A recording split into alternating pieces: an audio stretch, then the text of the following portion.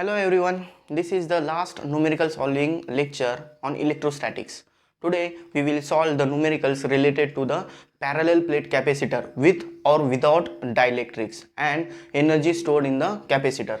Our first question is in a parallel plate capacitor with air between the plates, each plate has an area of 6 into 10 raised to minus 3 meter square and separation between them is 2 mm.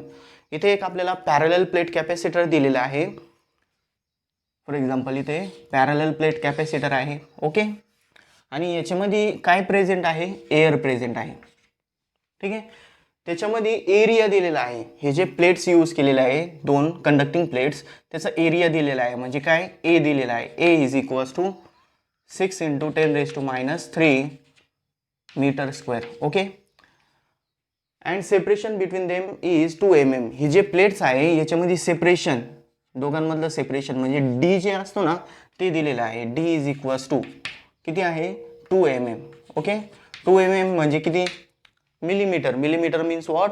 10 raise to minus 3. Therefore 2 into 10 raise to minus 3 metre. Okay,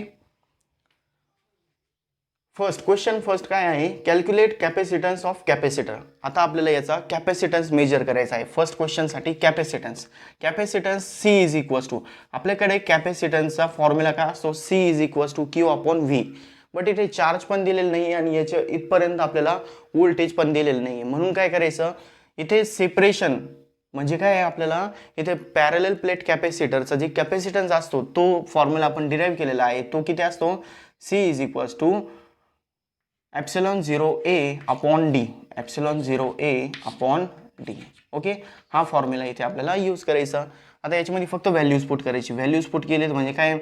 epsilon 0 म्हणजे किती असतो? 8.85 into 10 raise to minus 12 into area. Area किती आहे? A is equals to 6 into 10 raise to minus 3 divided by D. Separation किती आहे? 2 into 10 raise to minus 3. Okay, आता इथे याला जर आपण सॉल्व केलं म्हणजे इथे 10 raise to minus 3 10 raise to minus 3 gets cancel. इथे 6 डिवाइड बाय 2 दॅट इज 3 म्हणजे किती येणार आहे? 8.85 into 3 into 10 raise to minus 12. आणि याला जर आपण सॉल्व केलं म्हणजे किती? 3 मल्टिप्लाय केलं म्हणजे किती येणार? इथे 5 इथे 5 इथे 26 दॅट इज 2 डिजिट्स. आता हे किती आलं? 26.55 इंटू 10 रेज टू मायनस 12. आता इथे डेसिमल पॉईंट आपण जे 11th मध्ये ऑर्डर ऑफ मॅग्निट्यूड बघितला आहे, तर ऑर्डर ऑफ मॅग्निट्यूडसाठी इथं जे नंबर असतो इम्पॉर्टंट आहे. इथे जे नंबर असतो ना ते काय 5 पेक्षा कमी घ्यावा लागतो आपल्याला. म्हणजे इथे काय करावं लागणार आहे? 2 पॉईंट समथिंग करावं लागणार आहे. 2.655 हे त्याचा स्टँडर्ड फॉर्म आहे. हे त्याचा स्टँडर्ड फॉर्म आहे. इंटू 10 रेज टू किती येणार? आता लेफ्ट साईडला जर डेसिमल शिफ्ट झालं तर 10 ची पॉवर प्लसमध्ये वाढत असते. म्हणजे प्लसमध्ये किती होणार आहे? ते +1 that is 10 raise to minus 11. आणि याचा युनिट काय असतो? कॅपॅसिटन्सचा फॅरेड असतो. म्हणून याचा युनिट पण काय घ्यायचं? फॅरेड. सिम्पल आहे ना? ठीक आहे. त्याच्यानंतर सेकंड काय दिलेलं आहे इथे? If this capacitor is connected to 100 volt supply what would be the charge on each capacitor. म्हणजे आता सेकंडसाठी गिवनमध्ये काय येणार आहे? गिवन थिंग काय आहे? काय याला हे जे कॅपॅसिटर आहे याला आपण काय केलं? एक्सटर्नली कनेक्ट केलं. एक्सटर्नली काय केलं? इथं बॅटरी कनेक्ट केली का ज्याचा व्होल्टेज किती दिलेला आहे? 100 वोल्ट आहे. ठीक आहे, तर याच्यामध्ये 100 वोल्ट सप्लाय असणारे जी बॅटरी आहे त्याला जर आपण कनेक्ट केलं तर याच्यामध्ये चार्जेस किती फ्लो होणार आहे ते आपल्याला फाइंड आउट करायचं. तर त्यासाठी फॉर्म्युला कोणता घेणार आहे? ते formula will be C is equals to Q upon V. Okay, मग याच्यावरून क्यू किती येणार? Q will be equals to C into V. आता याच्यामध्ये सी आपण आताच फाइंड आउट केलेला आहे. सी किती आहे? 2.655 इंटू 10 रेज टू मायनस 11. आणि व्ही किती आहे? 100 मीन्स 10 रेज टू 2 असतो स्क्वेअर.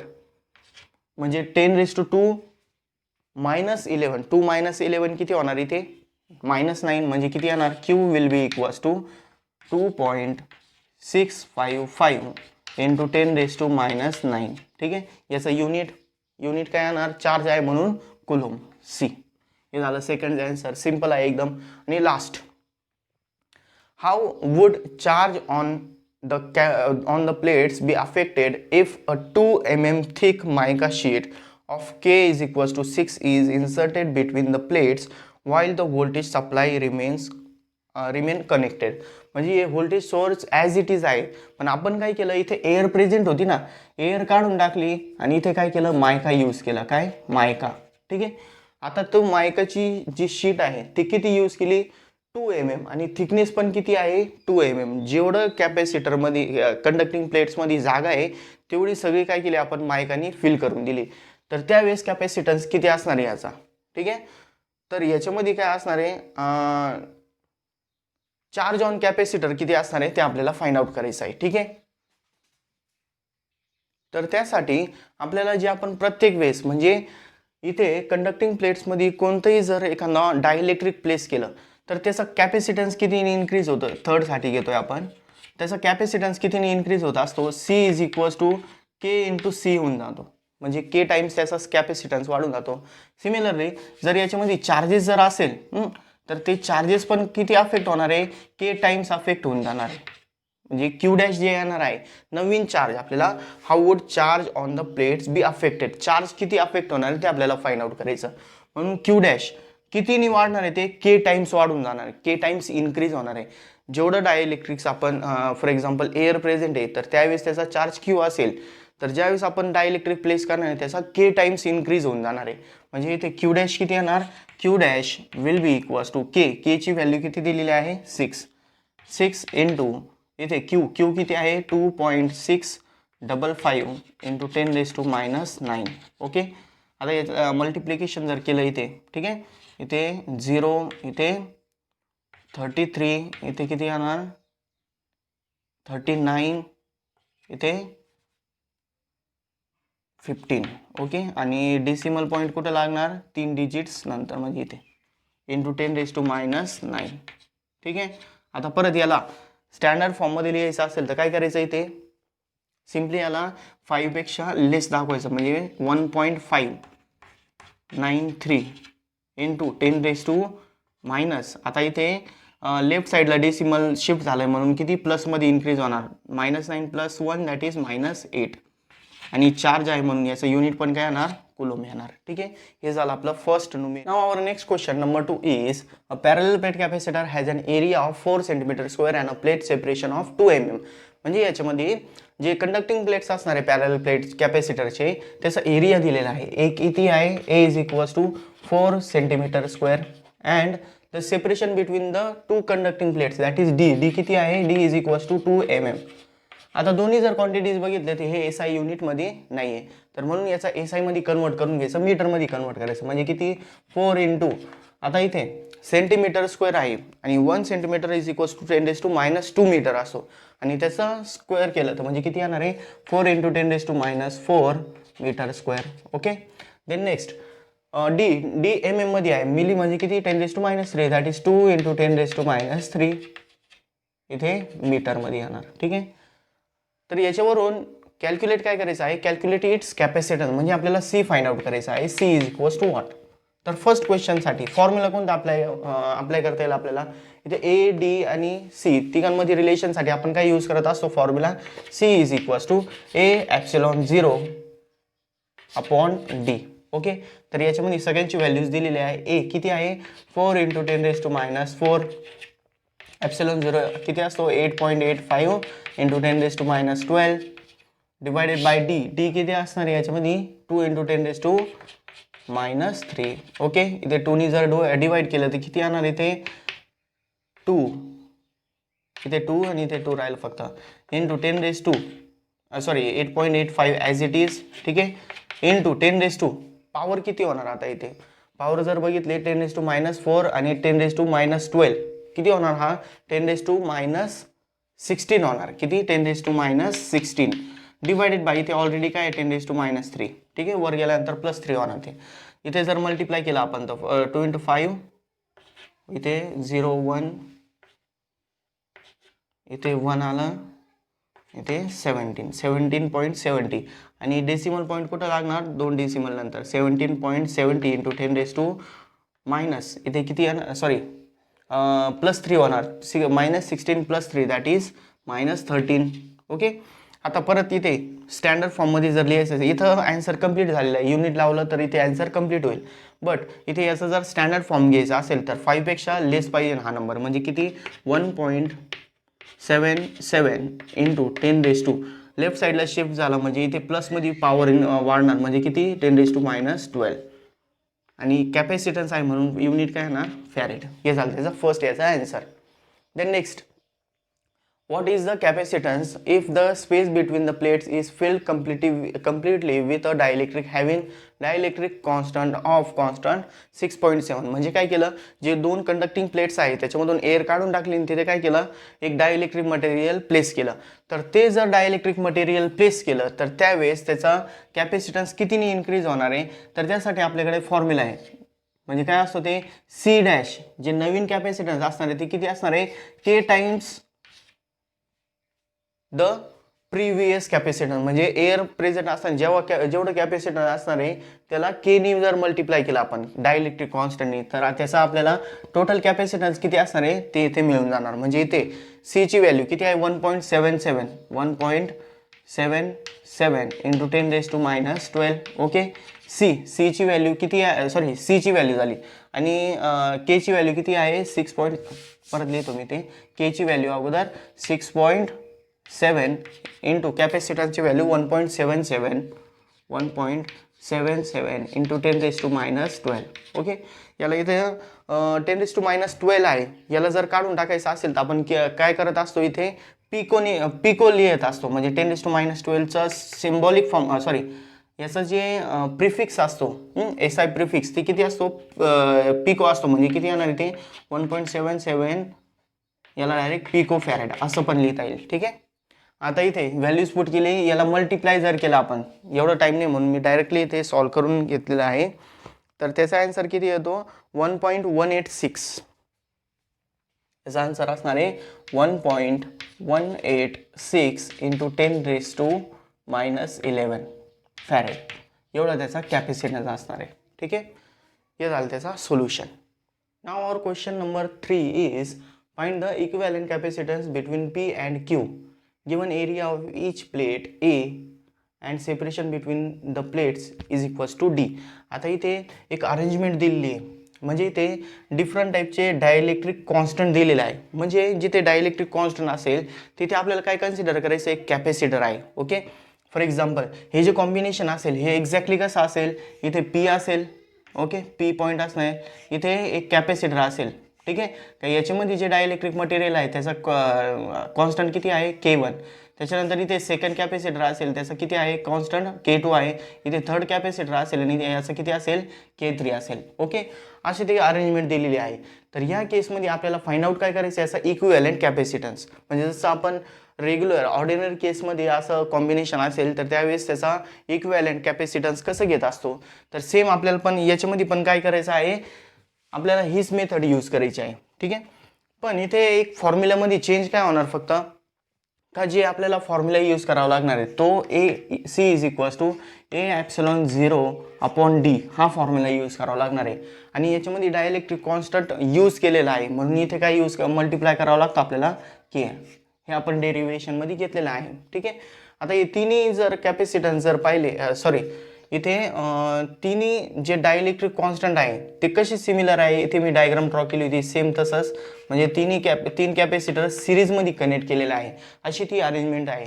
आणि जर कॅपॅसिटर्स सिरीजमध्ये कनेक्टेड असेल तर त्याचा इक्विव्हॅलेंट कॅपॅसिटर 1/CS किती असतो, 1/C1 + 1/C2 + 1/C3 असतो. ओके. तर याचा इक्विव्हॅलेंट कॅपॅसिटन्स घेण्यासाठी इथे 1/C1 म्हणजे किती असणार आहे, याचा एरिया ईच प्लेट किती आहे A आहे म्हणून त्याला काही डिवाइड करायची गरज नाही. बट जे सेपरेशन काय आहे ते टोटल D आहे आणि एक प्लेटसाठी एक कॅपॅसिटरसाठी ते किती आहे D/3 अँड D/3. आणि आपण 1/1 हे केलं तर हे काय होऊन जाणार आहे, इथे ऑपोजिट रिव्हर्स होऊन जाणार. म्हणजे वर काय येणार D येणार आणि D खाली काय येणार आहे A∪0 इंटू के येणार. ठीक आहे, फर्स्ट कॅपॅसिटर आहे म्हणून त्यासाठी त्याचा ही जी थिकनेस आहे प्लेटची डायइलेक्ट्रिकची ती किती आहे D/3 असणार आहे. ठीक आहे, त्याच्यानंतर इथे एरिया ए आहे ε0 कॉन्स्टंट आहे. त्याच्यानंतर के काय याच्यामध्ये कॉन्स्टंट आहे यासाठी किती आहे ते K1. ठीक आहे, प्लस सेकंडसाठी पण किती असणार आहे सेपरेशन D/3 आणि त्याचा A ε0 as it is into K2. Plus थर्डसाठी पण काय असणार आहे इथे ही स्टेप आपण नंतर घेऊ नेक्स्ट स्टेपला जिथे K1 आणि डीची व्हॅल्यू पुट करू.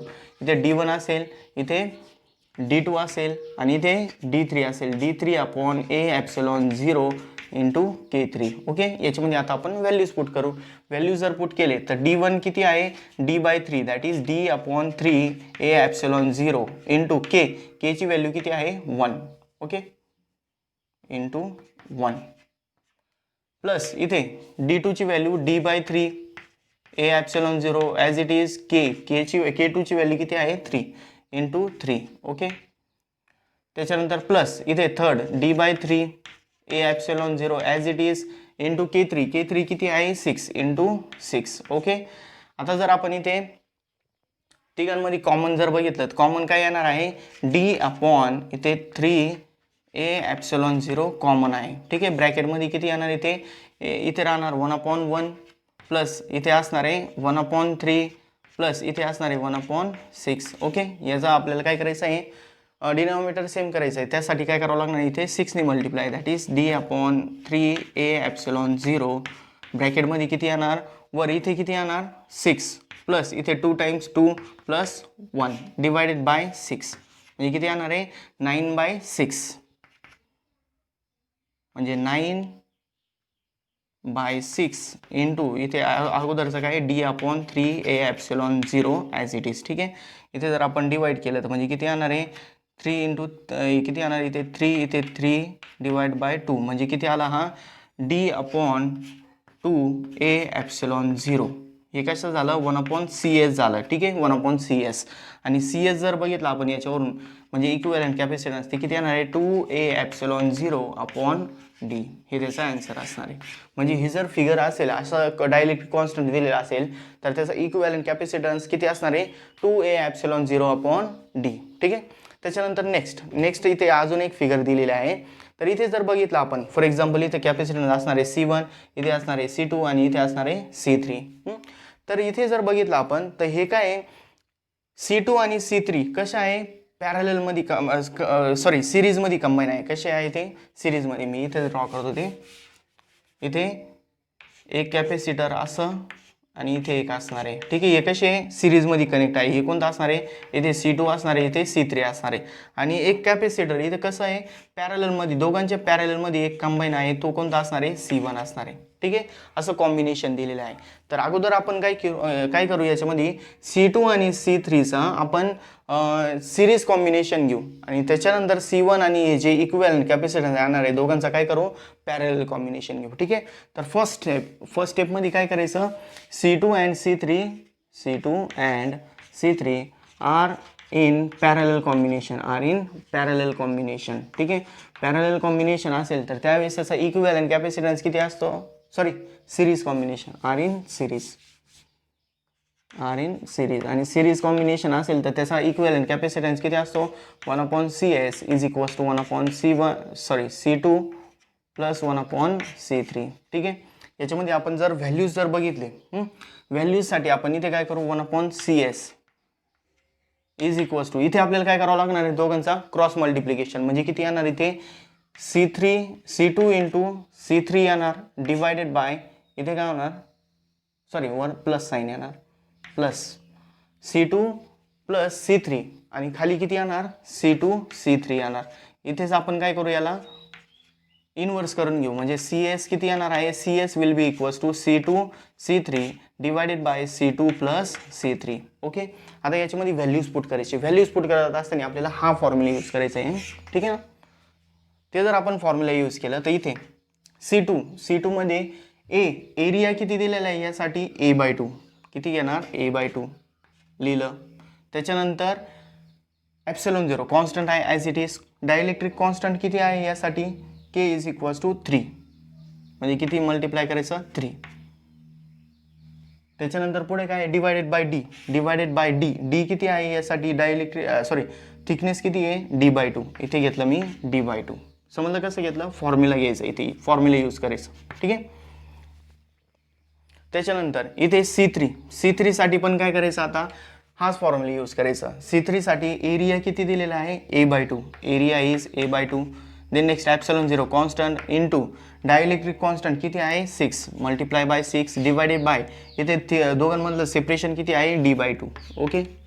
आणि होल डिवायडेड बाय, इथे होल डिवायडेड बाय काय असणार आहे, हीच टर्म फक्त ॲडिशनमध्ये, म्हणजे किती इथे ॲडिशन जर बघितले C2 अगोदर आहे म्हणजे किती a by two epsilon 0 into 3 divided by d by 3 as it is घ्यायचं बरं का. प्लस इथे पण काय येणार आहे a by two epsilon 0 into 6 divided by d by 2. त्याच्यानंतर आता याला सिम्प्लिफाय करायचं आहे. सिम्प्लिफाय करण्यासाठी इथे जर बघितलं d बाय टू वर गेल्यानंतर किती होणार आहे 2 बाय d, म्हणजे 2 गेट्स कॅन्सल, इथे पण 2 गेट्स कॅन्सल, इथे d बाय टू आहे, इथे पण 2 गेट्स कॅन्सल, इथे पण काय होणार आहे 2 गेट्स कॅन्सल. ओके.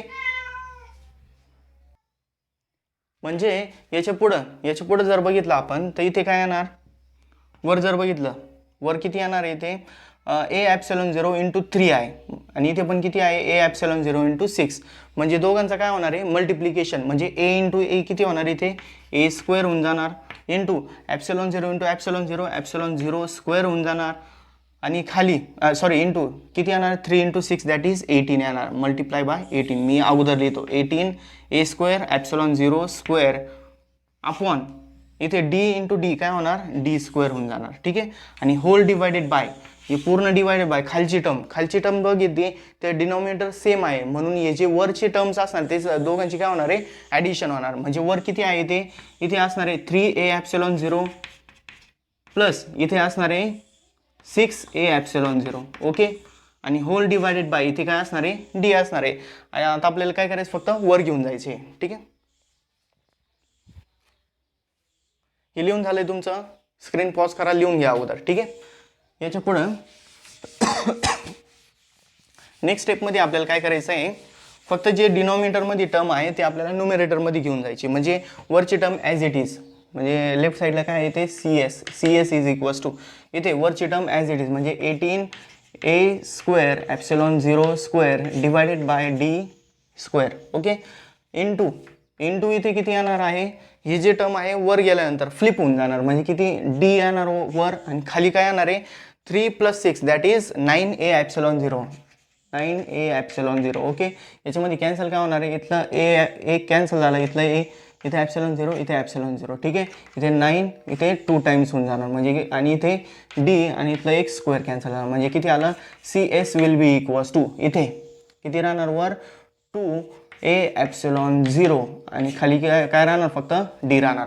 म्हणजे दोन्ही कॅपॅसिटर्स इथे जे डायइलेक्ट्रिक्स यूज केलेले दोन्ही काढून टाकायचे, फक्त काय करायचं एक एवढं कॅपॅसिटर यूज करायचं. आणि त्याच्यानंतर याचं हे काय करायचं, हे दोन काय असणार आहे CS आणि C1 काय असणार आहे पॅरललमध्ये असणार आहे. इथे C1 and CS are in parallel. ठीक आहे. पॅरललमध्ये असेल तर त्यावेळेस काय करतो आपण दोघांची addition that is equivalent capacitance C equivalent will be equals to C1 + CS. Okay. C1 किती आहे, C1 साठी फॉर्म्युला आपल्याला काय आहे जे आपण प्रत्येक वेळेस यूज करतो, कोणतं C is equals to a epsilon 0 K upon d, हा फॉर्म्युला लक्षात ठेवायचा बरं का.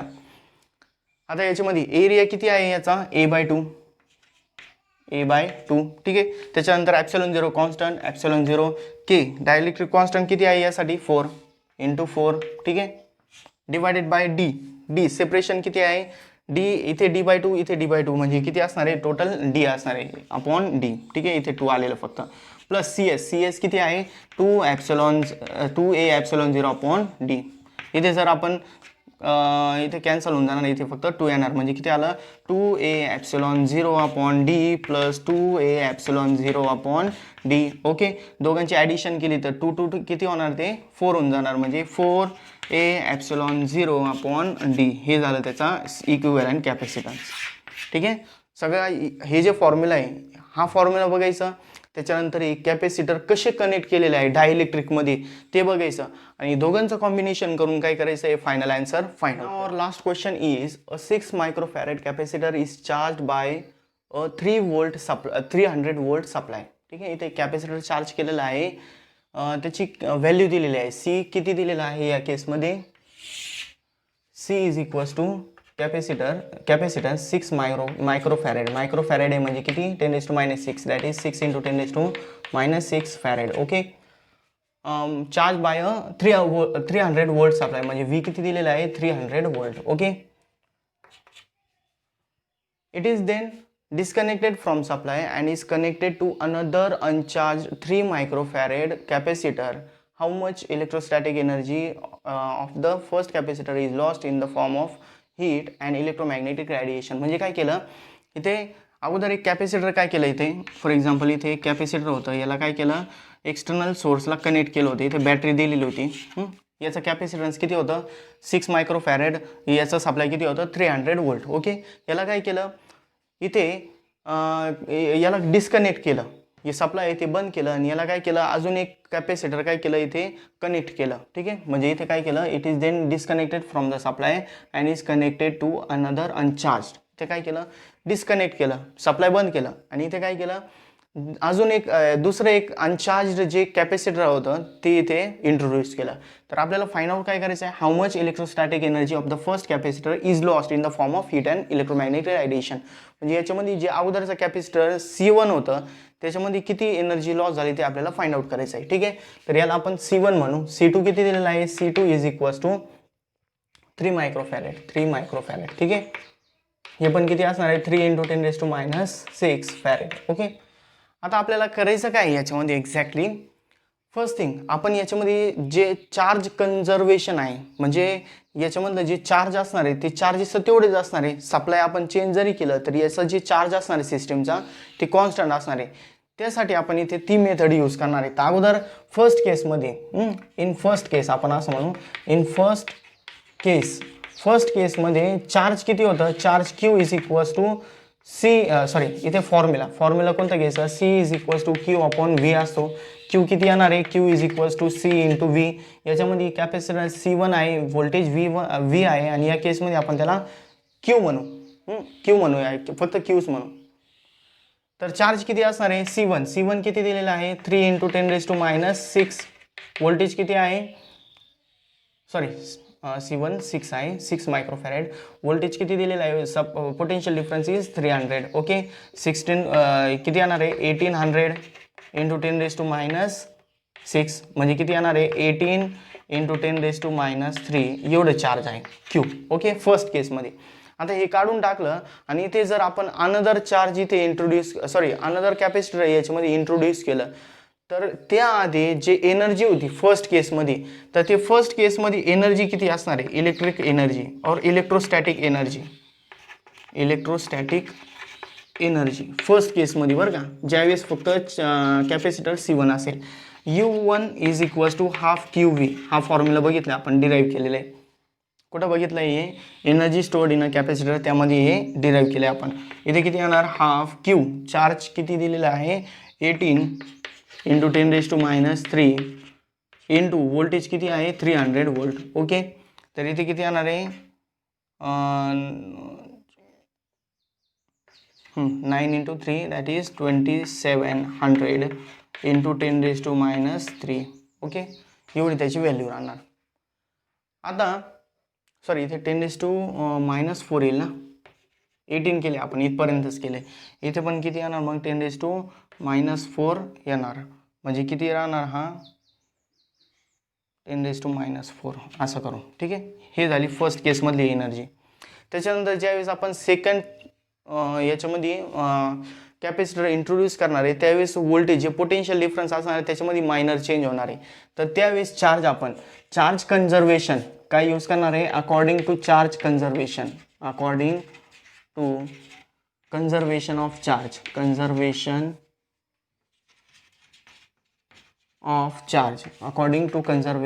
चार्जेस. ओके, कन्झर्वेशन जर यूज केलं तर फर्स्ट केसमध्ये चार्ज किती होतं क्यू. सेकंड केसमध्ये किती असणार आहे क्यू डॅश असणार आहे. आपण असं कन्सिडर करू. आता इथे क्यू किती फॉर्म्युला काय घेतला होता आपण C1 into V is equals to second केसमध्ये इथे कॅपॅसिटर किती असणार आहे C1 प्लस C2 आणि व्होल्टेज आता तोच नाही राहणार इथे चेंज होऊन जाणार आहे त्याला आपण व्ही डॅश म्हणू. ठीक आहे. आता या केसमध्ये आपल्याला काय फाइंड आउट करायचं आहे हा व्ही डॅश व्होल्टेज किती राहणार आहे ते आपल्याला फाइंड आउट करायचं. इथे C1 V as it is राहणार डिवाइड बाय काय होणार इथे C1 plus C2.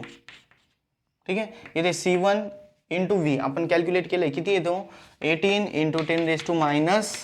Okay. Divided by C1 plus C2. C1 plus C2 म्हणजे दोन्ही कॅपॅसिटन्सची addition that is 3 plus 6 microfarad आहे म्हणून किती 10⁻⁶. दॅट इज किती येणार हा 10⁻⁴ आणि इथे किती कॅन्सल हा वर घेऊन जाऊ आपण.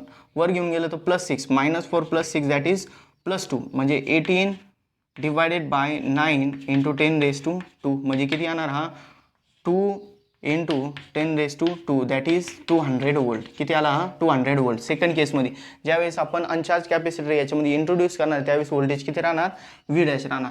या केसमध्ये जी एनर्जी असणार आहे इन सेकंड केस एनर्जी किती असणार आहे एनर्जी यू आता U1 होते हे U2 असणार. U2 is equals to half Q dash into V dash. ठीक आहे. एवढे असणार आहे. चार्ज तर ते इक्वल दिलेले अगोदर जेवढं होतं तेवढंच दॅट इज किती येणार आहे इथे किती येणार आहे 18 इंटू 10⁻⁴.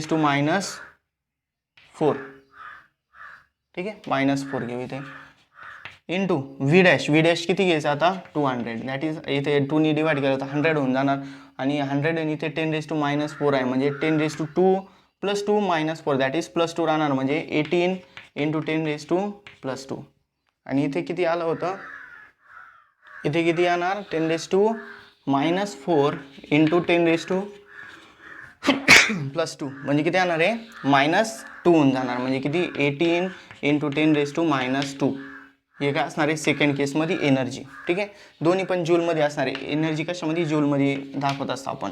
आणि आता फर्स्ट केसमध्ये एवढी एनर्जी होती सेकंड केसमध्ये एवढी राहिली. याला जर आपण परत सिम्प्लिफाय केलं तर म्हणजे 27 इंटू 10⁻² जूल येणार इथे फक्त डेसिमल शिफ्ट केलं तर इथे जर आपण बघितलं तर इथे फर्स्ट केसमध्ये एवढी एनर्जी होती सेकंड केसमध्ये एवढी राहिली बाकीची एनर्जी गेली कुठं it is given in the form of heat and electromagnetic radiation म्हणजे जे एनर्जी असणार ते कशा फॉर्ममध्ये लॉस होणार आहे heat and electromagnetic radiation. Therefore the loss in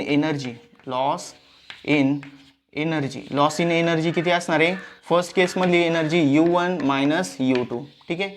first केसमध्ये किती आहे फर्स्ट केसमध्ये होती 27 इंटू 10⁻² मायनस सेकंड केसमध्ये किती राहिली 18 इंटू 10⁻². 18 इंटू 10⁻². ओके. दोघांचं जर सबट्रॅक्शन केलेत किती येणार आहे 9 इंटू 10⁻² जूल.